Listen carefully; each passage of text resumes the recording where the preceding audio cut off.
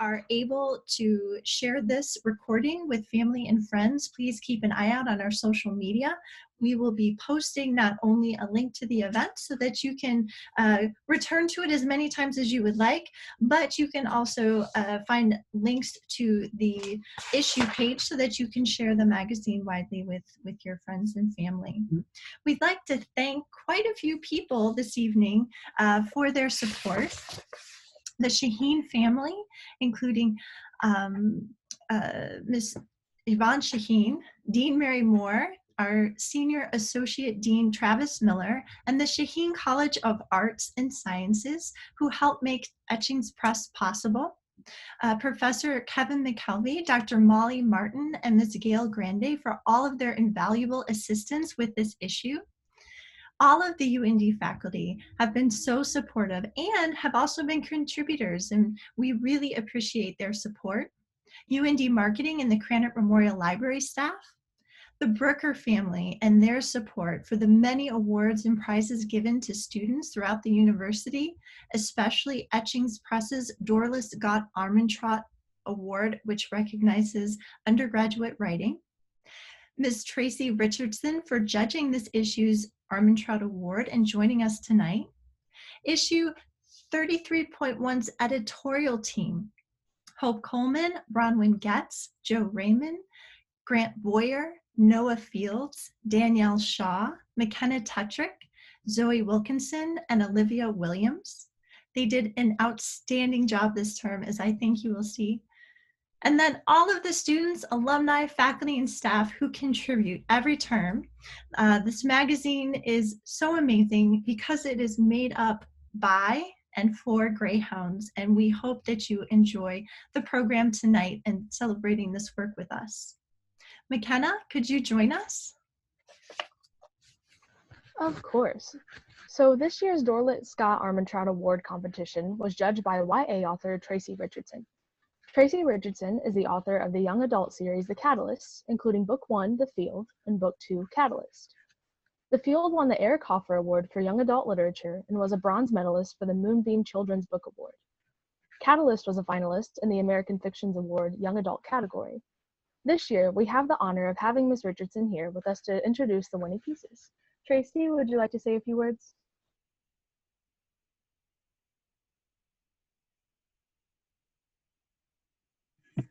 Okay, there I am. Thank you for having me. It's an honor. It was an honor to be asked to judge. It's always very difficult to select works like this, creative works, but two did stand out for me. For the winner, and I don't have the names of the authors necessarily here. The winner was, Did You Have Your Conversation with the Moon? And I really found this poem to be a beautiful example of using metaphor to communicate something intimate and personal. And I'm not positive, but either the author used a tweet by someone else as a prompt for their work, or they tweeted it, which I thought was kind of a commentary on using the 21st century media to publish our works. And how it influences what we do. But we all know the moon, it's universal, it feels immediate and relatable to all of us. The author uses a really interesting naming of the moon each time. In each stanza, there's a different name for the moon. And it also kind of evokes the currents, the ebb and flow of tides, and for women, how we are governed by cycles of the moon, and our calendar is governed by cycles of the moon. The imagery was quite beautiful. And using the different names for the moon also evokes that whole relationship feeling of having this relationship with the moon. The descriptive language is delightful and pairs really well with the narrative arc of desire and loss. So I really enjoyed this one. And then do you want me to go for the runner-up as well? Yeah, if you don't mind. Thank you. Okay. So hold on here, I've got my notes. So the runner-up was also a poem. The Market of Spare Feelings. And this was interesting. It uses the device of pricing and value that we come across in our everyday lives, but to value different kinds of feelings and how the demand for emotions. It's an effective structure, and through that we start to think about what's in stock in the store, why it's in stock. Like fear is overabundance and pretty cheap. No one wants fear, so it's always on the shelf. Love is available, but really only in lust form, and it's expensive. So it doesn't really go into detail about why we price these emotions differently. It leaves a lot up to the reader. And I liked that idea. There's just a spare amount of information, and then the reader then comes to it with their own ideas and thoughts, which is one of the beauties of poetry. It is a little sad because the things that you want the most are the most expensive, happiness and joy, and are sometimes out of stock. But I really enjoyed this. Joy, in case you want to know, is kept in a storeroom in the back for emergencies. And these days we could all use a little bit of joy in our life. So hopefully the Market of Spare Feelings will maybe give it out for free this year. Thank you so much, Tracy, for serving as our judge. My and pleasure. The winner of both of those is Mackenzie Hyatt, which I'm sure she could tell by now, but Mackenzie is the author of both Did You Have Your Conversation with the Moon and In the Market of Spare Feelings. So Mackenzie, would you like to read and discuss both of those for us? I would love to. Here, I'll read them both first. Yeah. So this is Did You Have Your Conversation with the Moon, which is a tweet by Ada Limon on July 4th, 2020. Grant me your prenuptial kiss, Miss Loon, and I'll trade you some earthly bounty. I've seen you pull up the ocean's old stone, but surely that can't be all. I bet if you tried, sweet Cynthia, you could rip the seas from the sands yourself. You could fill your craters, Mistress Luna, bring the fish too, and have mercy. I can't be the one to do that, dearest daughter of Thea. What rocket do I have? What giant eye drop? You, original streetlight, Queen Celine of the mean streets, could find a wear thing more fitting for your prayer. If you did, Lady Moon, I'd miss your conversation. But I'd be fine, Orbiter, just a little sad. I promise, Mother Night, just a little sad. And this is In the Market of Spare Feelings. Sadness is $4.99 and despair is 8 and some change. With that change, you gotta pay for with a bit of your soul, and that's why it feels so empty. Anger is $2.45 and comes with a coupon for half off rage that you save because sometimes rage is useful, but it expires before you use it and you have to pay full price. Fear is only 5 cents each because the shelves are too full and no one wants any, unless you're the type to get a cart full. And terror is free with every purchase of love has its own aisle, but is frequently out of stock. And the generic brand is $12 even and goes by the name of lust. Happiness can be bought, contrary to popular belief, but you can only get the rotten stuff, and joy is kept in a storeroom in the back for emergencies. Thank you. Both of these poems were, I think both of these poems were written during quarantine, though Market may have been written earlier. Actually, no, I think it was written during last semester. Here, I'll talk about the conversation with the moon first, if that's okay. I don't know how long I'm allowed to talk for. This came from watching the penumbral eclipse that happened on July 4th, and I just sort of thought of it and wrote it while we were sitting there and watching it. Just thinking of the way that the moon is and how it is often characterized as a woman, and how it controls so many things that we think of in our lives, and just how there it is. And you see it all the time in like mythology and things where people are the moon or living in the moon, or just the moon is a constant presence until it goes away for like a day or a few days in a month. Yeah, I don't know how much more I can really think of that, except it was kind of hard thinking of the different names for the moon. Because I was like, okay, yeah, I know Luna and the moon, and that's about it. uh, and I think I even saw the tweet, which is the title later after I finished the poem, but didn't have a title for it. And it was like, oh, well, that works. That works as a title. And Market and Marketers' Fair Feelings just sort of came from the idea of how emotions are such an integral part of being human and being a person that it's one of the few things not, like, really, I won't say tainted, but like not influenced by money that often. And there's always that, like, the term that money can't buy happiness, but like sometimes it can. And it can't not buy happiness. So what if, with that, like, sort of idea of money buying or not buying happiness, what if the other emotions could be bought as well? That's where that sort of idea came from, I think. Well, thank you Yeah. so much, Mackenzie, and congratulations. Yes, thank you. Yeah, we're going to move on to the rest of our people tonight. We are fortunate to have so many contributors sharing their work with us this evening. Tonight, Olivia Williams and I will be introducing the performers. We appreciate that you keep your microphone off during the performances so we can hear our performers clearly.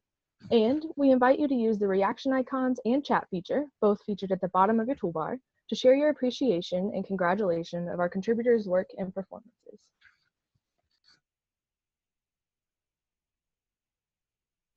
Good evening, everybody. So Riley Childers will be here to discuss her photograph, Blooming, which was also chosen to be the issue's cover page and image. Riley? Hi. I'm really excited that this got picked for this issue, especially. This was a very big photo that I kind of stepped out of my comfort zone a little bit because I was so used to taking portrait photography when I did it. I absolutely love this photo because it's just very kind of wonky and different. And it reminds me of where I started when I started doing photography. I mostly just took pictures of plants and kind of grew into a big photography project working with one of my friends. And then one day I decided I can't get with my friend. I have to do something because I was stuck in quarantine, and decided why not go back to my roots, which is where this all kind of bloomed, which is why it's called Blooming. This was definitely something that I don't know why I came up with it, but I definitely broke that hairdryer and it wasn't my best moment. But it turned out really well, and I love this photo, and it just has a sense of like curiosity and also a softness to it that made me really love it for sure. So thank you guys so much. The sacrifice of the hairdryer was worth it, I think. Thank you. Well, Yeah. Thank you so much. All right, moving on to Sarah Reynolds, who will read her poem, Charlottesville of 2017. Professor Reynolds? Hi, yeah. Okay, so I'll read this. I want to tell you that my country lies bloodied in the streets, lies there among the twisted metal and tattered remains of my people, in the shadow of where my brother sits trying to hold his head together, the blood soaking his hands from wounds delivered by the unholy, hate-twisted, inhumane beasts who descended upon that overrun town. But I'm afraid there was something too familiar in the shape of the hateful, too much like my country behind the wheel of that car, too recognizable in that torch-flecked crowd. I used to think those were the sins of our fathers, or ancestors' failings in times long past. I thought we'd slain and buried these horrors in tombs dug too deep to disturb us again.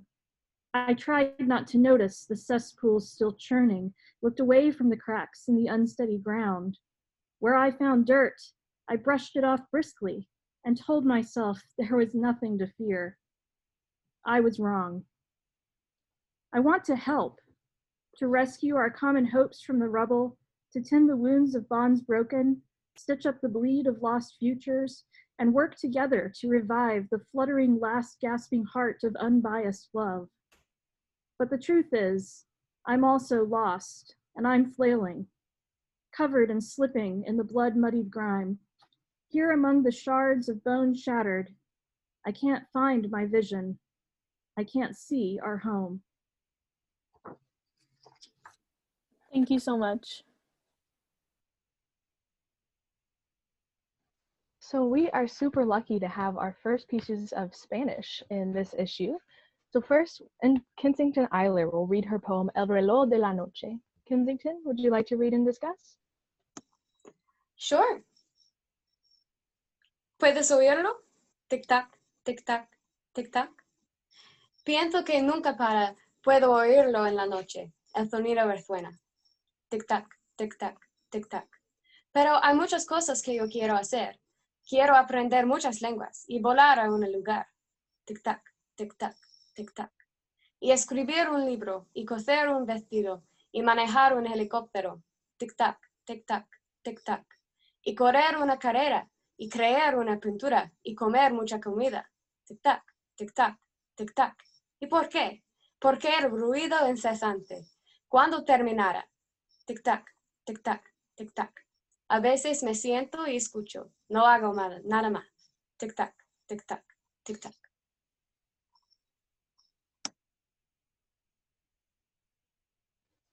Thank you so much, Kensington. Moving on, we'll be going to Professor Karen Newman, who will discuss her series Waterworks. Professor Newman? Okay, hello. There's so many people that I know on the call this evening, so a big hello to everyone, and I miss you all so much. It's so nice to get a chance to at least come together virtually. Etchings team, thanks a lot. I'm glad you liked my work enough to select it for the issue.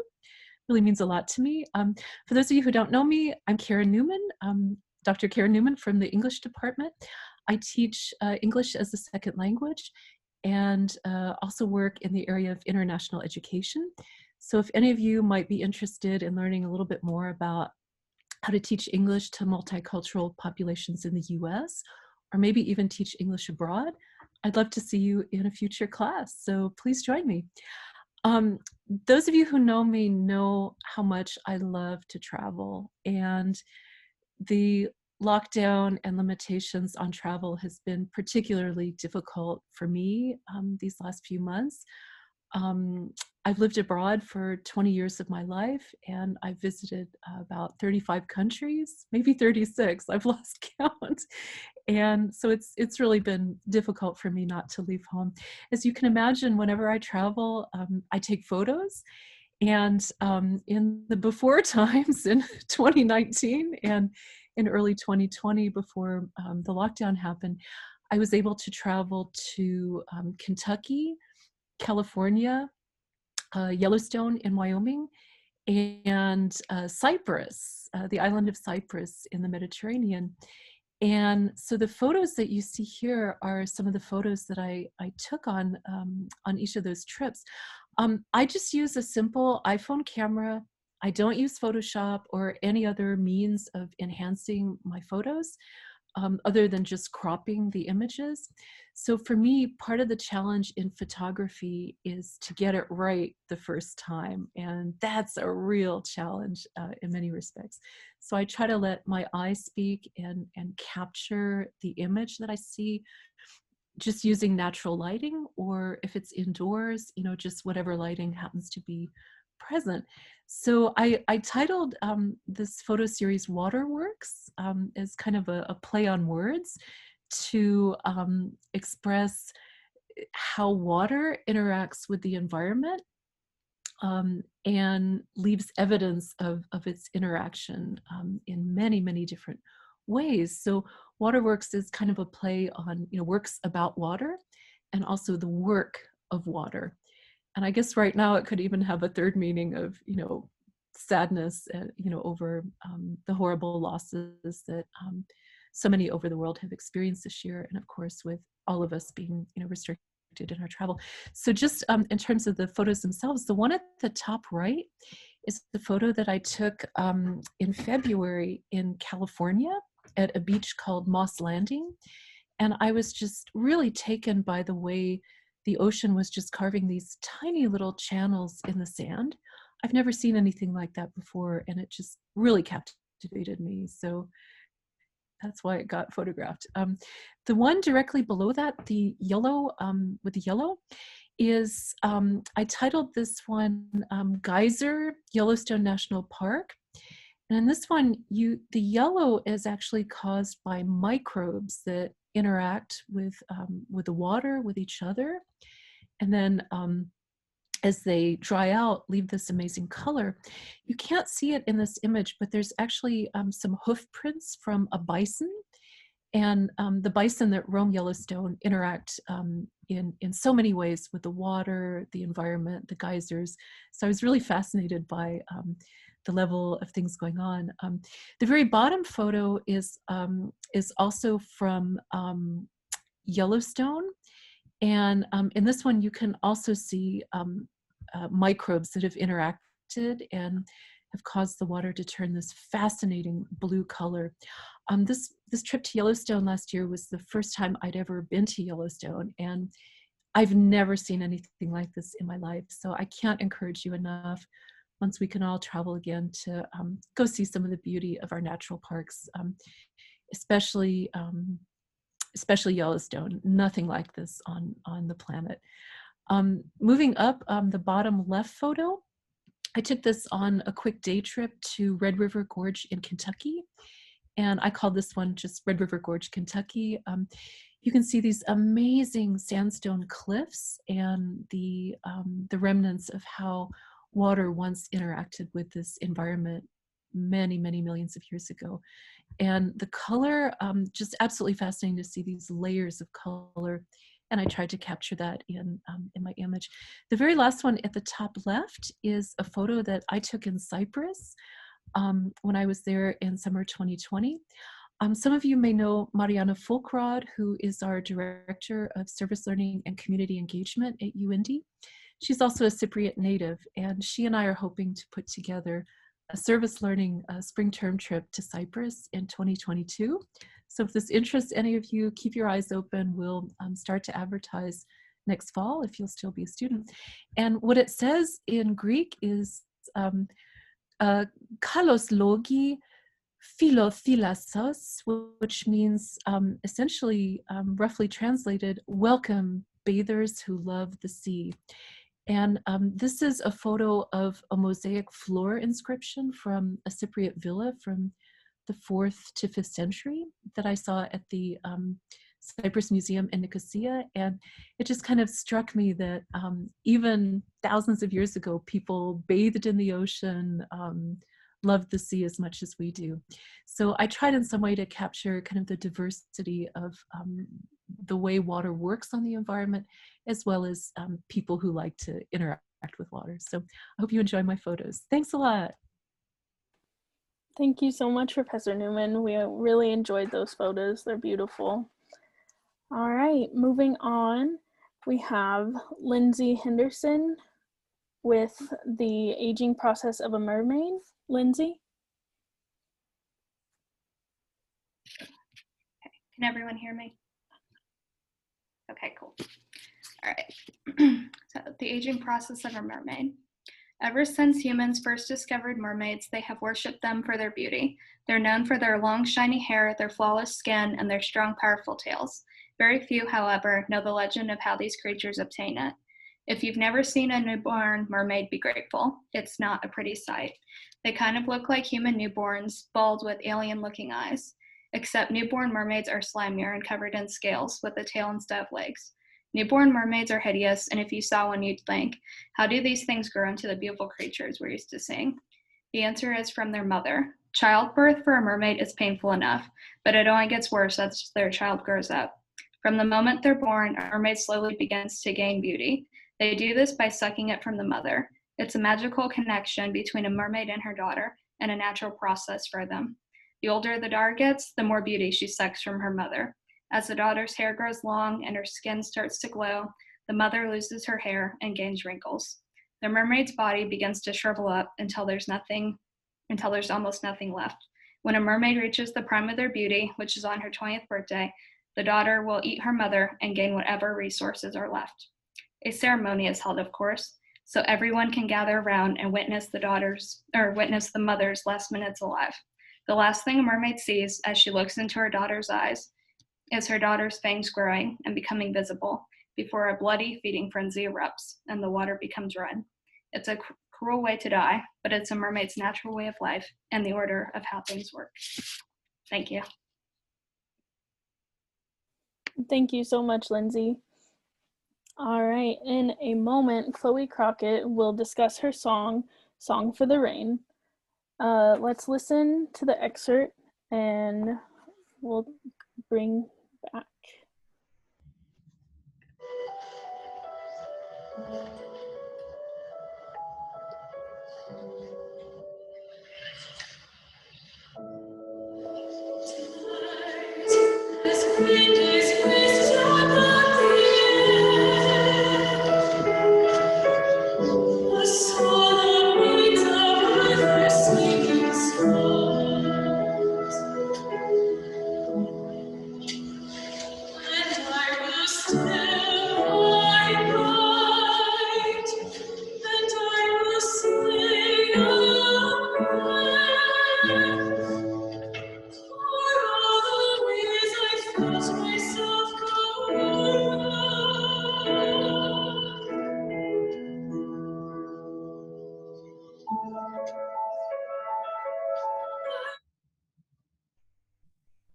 All right, Chloe, would you like to say a few words? Yes, thank you so much. This project was really cool for me. I got to collaborate with a poet, and so the lyrics of this song are from a poem by Shauna Sartoris entitled Sonnet of the Rain, and I set the text of the poem to music. I was the pianist in this performance, and a friend of mine was the vocalist. This is a really special piece for me, as it was my first art song that I had ever written, and also my first collaboration. Thank you. Thank you so much. All right. Joe Raymond will discuss his 3 art pieces, Vino in the Garden, Letterpress KJU, and Pressing Matters. Joe?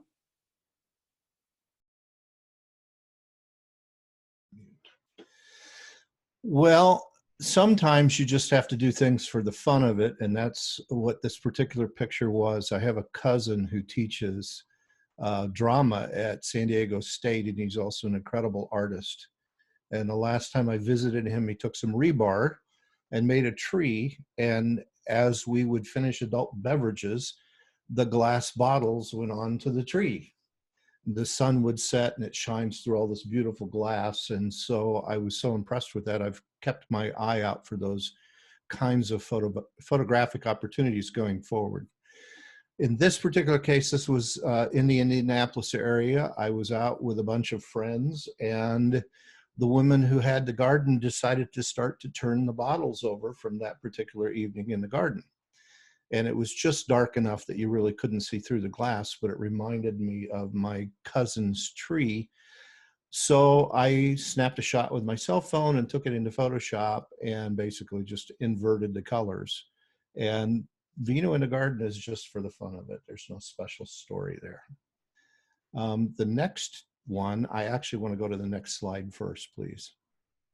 Okay, Pressing Matters.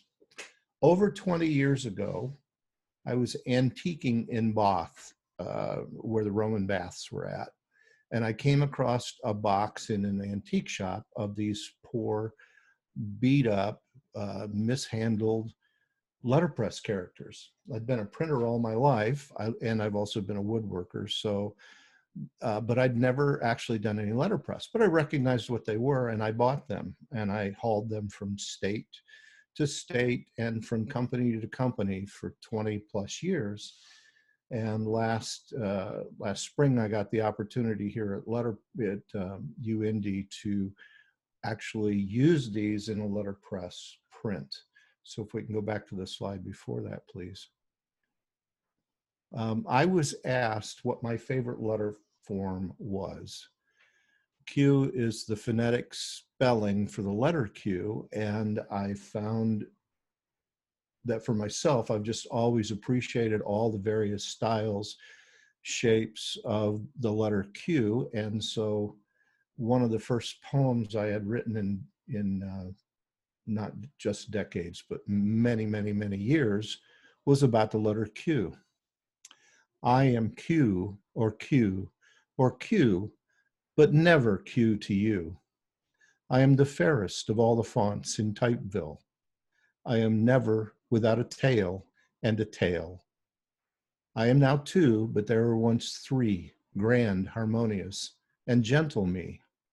I am so beloved, I am almost never alone, pursued by A and I and you especially. I am truly unique, don't you agree?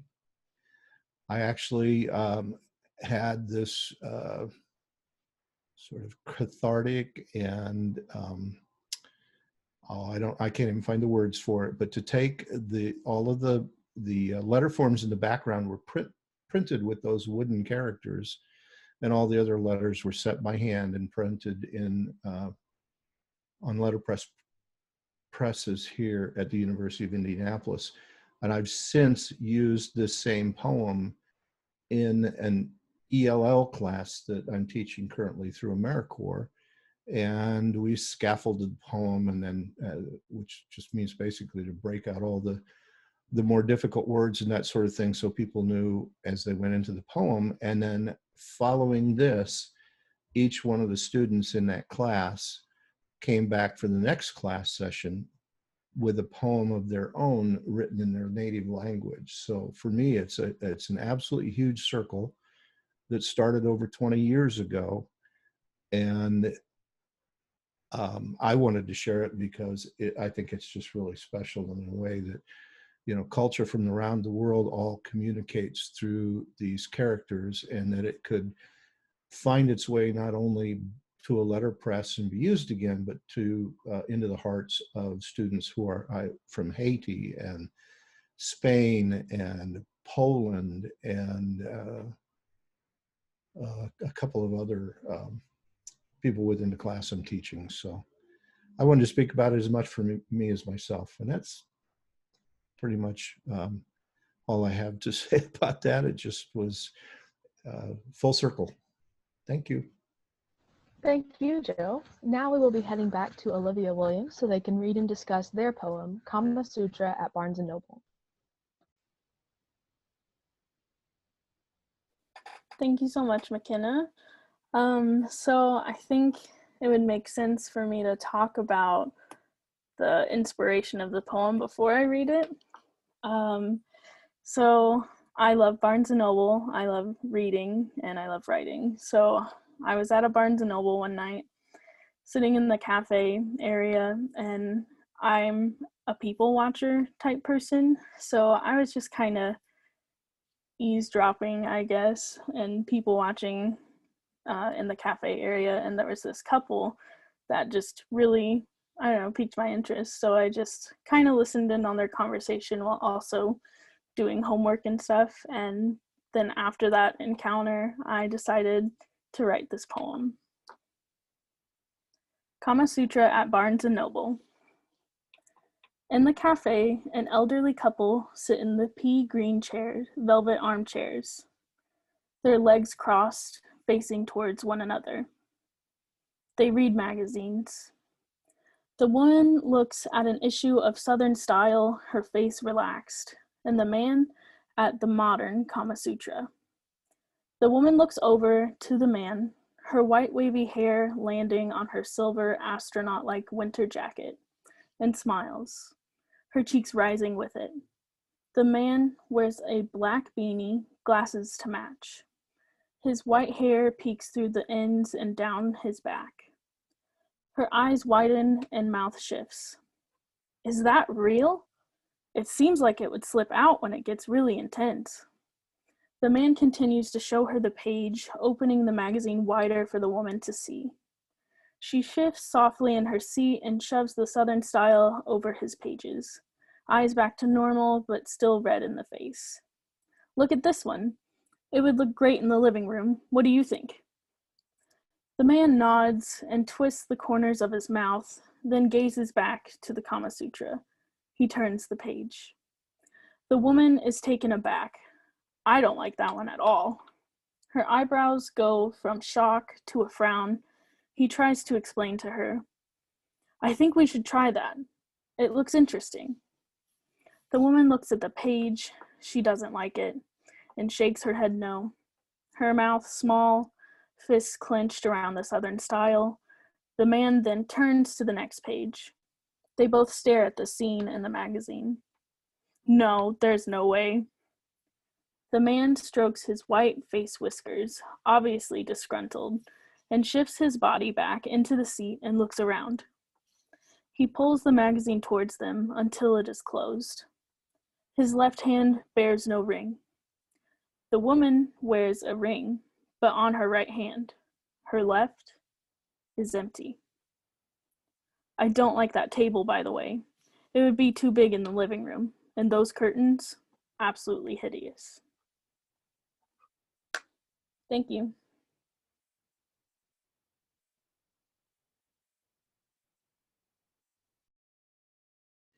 Thank you so much, Olivia. Up next, we have Tylyn K. Johnson reading an excerpt from his essay, Algunos consejos en apoyo de cambios sociales.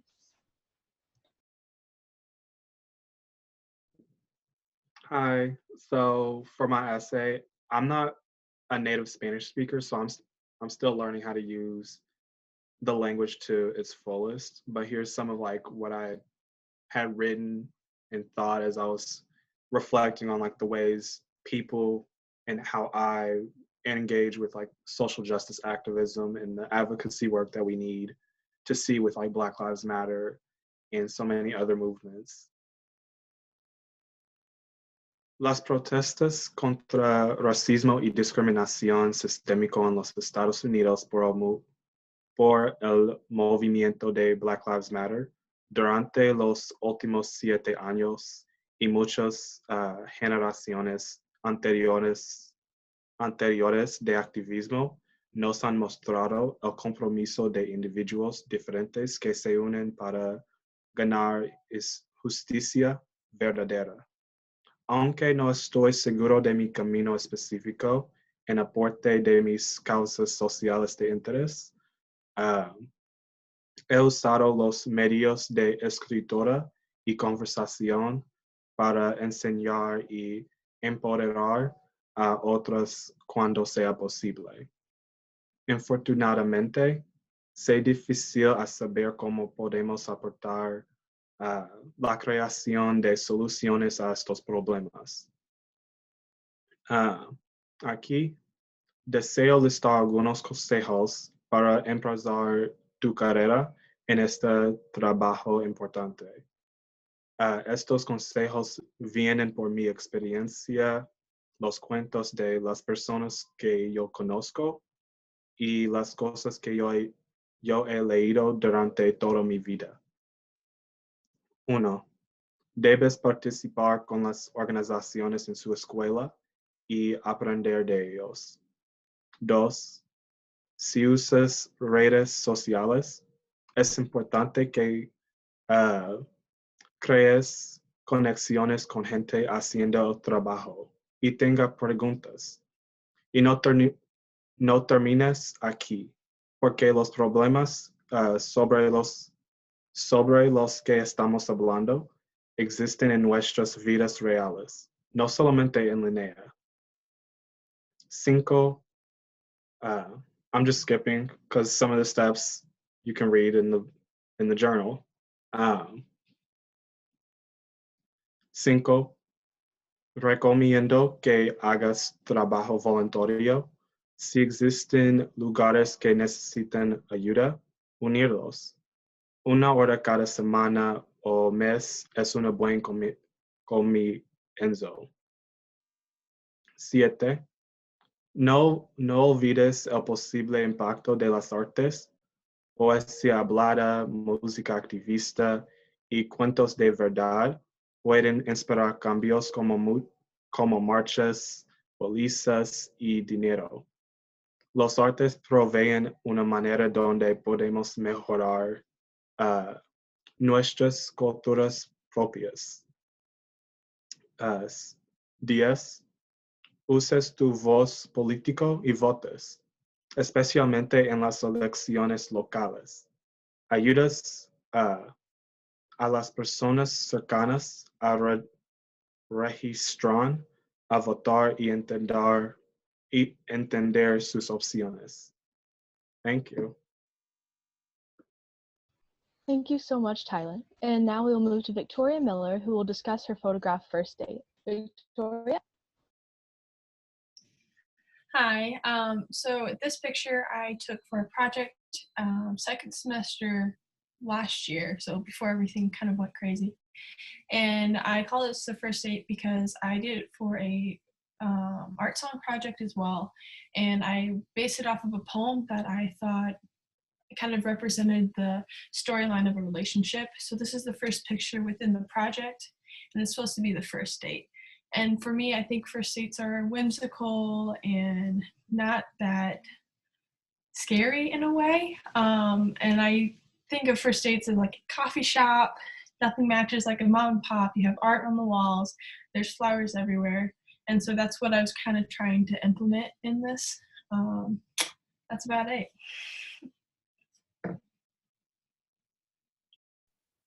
Thank you so much, Victoria. All right, moving on, we're going to go to McKenna Tetrick, who will read her poem Sonnet 1.5. McKenna? Thank you so much, Olivia. So I wrote this poem about a year ago, and it was on mine and my partner's 1.5-year anniversary. So I just wanted to play with the idea of revolutions and how love can be revolutionary. We number our years in revolutions, the count of every time we flip the world on its head, the sum of lashes hazing your eyes, every kiss hidden in closets, away from saints and into the twilight. Each time I have named you mine without care of what I may lose, the total of hands held in fear of what will be to come. We have flipped our world over, hollowed out the pangs of our upbringings, carved a place where I may number the freckles on your skin. It is there I will count my blessings. We have lived 1,000 revolutions, though the sun may speak of little more than one. Thank you. Thank you so much, McKenna. All right, Adam Fernandes will read his artwork, the Sixth Amendment poster. Adam?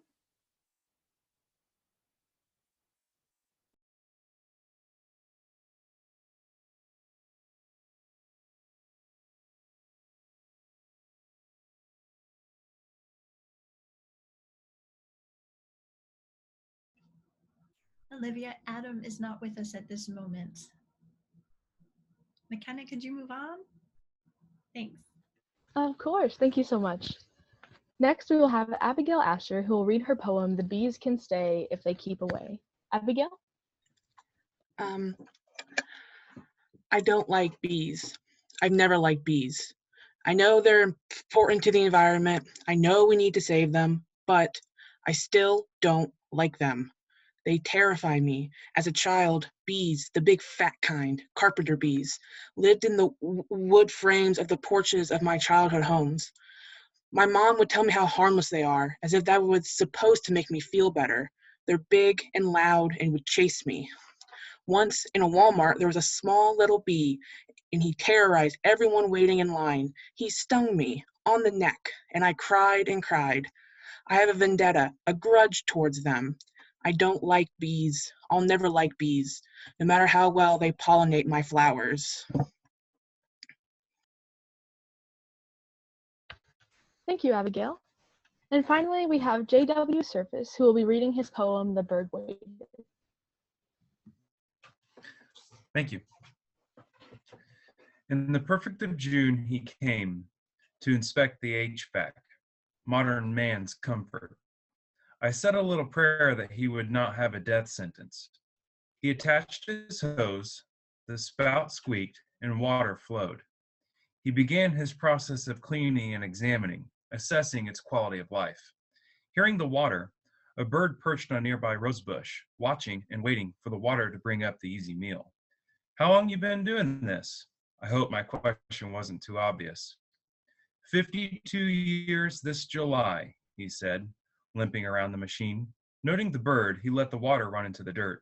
The bird chirped its approval, hopped to a lower branch, and waited for us to leave, its color worn with years. His gray hair and wrinkles matched the faded and feathered and ruffled feathers, both old and weathered, but not done.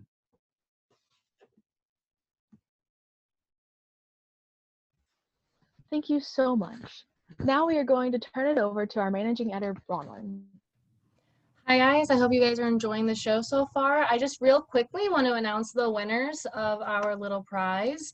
Tylyn Johnson, Kim Owen, the UND Art and Design Department, and Jenna Knudsen. Thank you guys so much for publishing us and getting our word out about the launch party. Thank you everyone. We will be putting your prizes in the mail this week.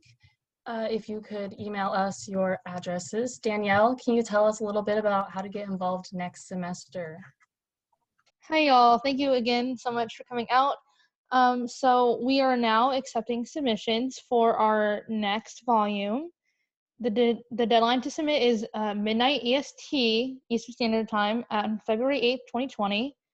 If you want to learn more about what you can submit and how much of your work you can submit, those submission guidelines, are on etchings.submittable.com. If you have any questions, you can email us at undetchings@gmail.com, or you can ask Zoe in the chat right now. And also follow us UND Etchings on Instagram, Facebook, and Twitter. If you are interested as a student in joining the etching staff, get in touch with us and we can give you some more information about our 1 credit hour class next semester. I believe that is all, so I can turn it over to Professor Whitaker.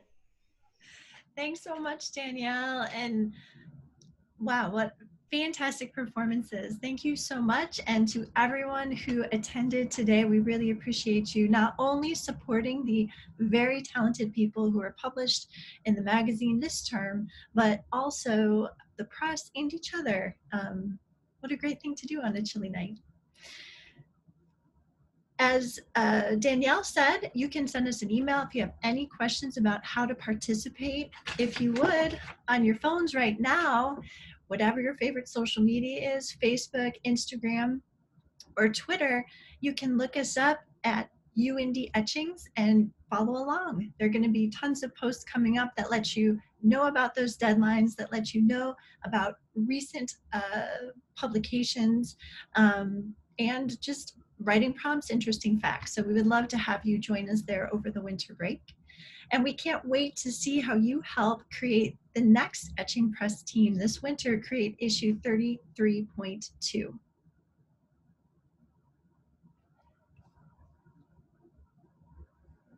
All right, I see some questions about submitters. Yes, people who are published in the magazine get a copy of the magazine sent to them, and I will be doing that on Thursday this week. So hopefully contributors will get their copies next week at the latest. All right, I think that's all of the other questions. If you have any more, please stay on the line. We'll be here for a few minutes, wrapping things up as a team. Again, thank you so much. We are so proud of being part of this community, and we are so happy that you're a part of it with us. Take care, everybody. Happy holidays. We hope you enjoy an awesome finals week.